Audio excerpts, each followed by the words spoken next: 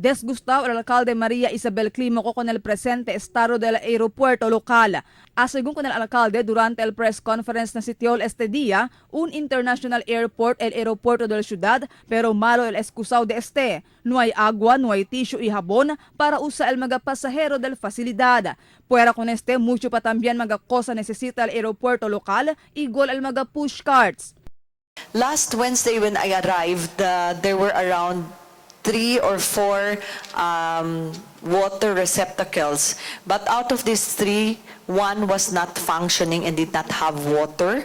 And the toilet facilities are not provided for with tissue paper, neither are they provided with soap. Según con el alcalde, sucede este por causa que falta fondo el aeropuerto local para mandar mejorar con el facilidad. Falta también fondo para pagar mga personajes quien puede mantener con el aeropuerto local. Todo según income del aeropuerto local igual al terminal fee, ta entrega directamente na gobierno nacional, pero no hay el costo tabira otra vez na aeropuerto local. What is the problem here? This is a very centralized system that is being utilized by the CAAP DOTC.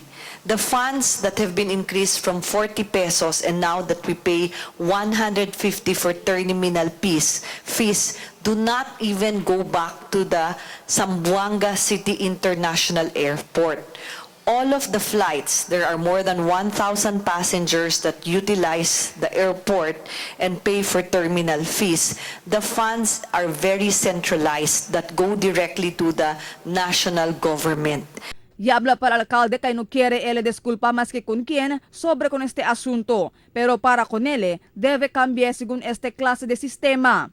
I already asked the airport manager to contact the CAAP and the OTC.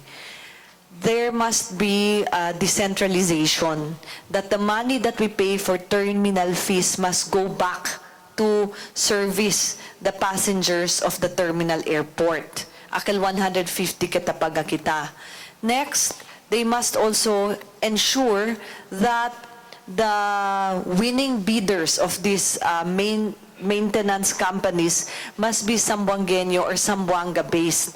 The ones that win the bidding are all Manila-based, and so they do not even care to pay for the employees on time. They do not even care whether these employees are given any benefits of PhilHealth.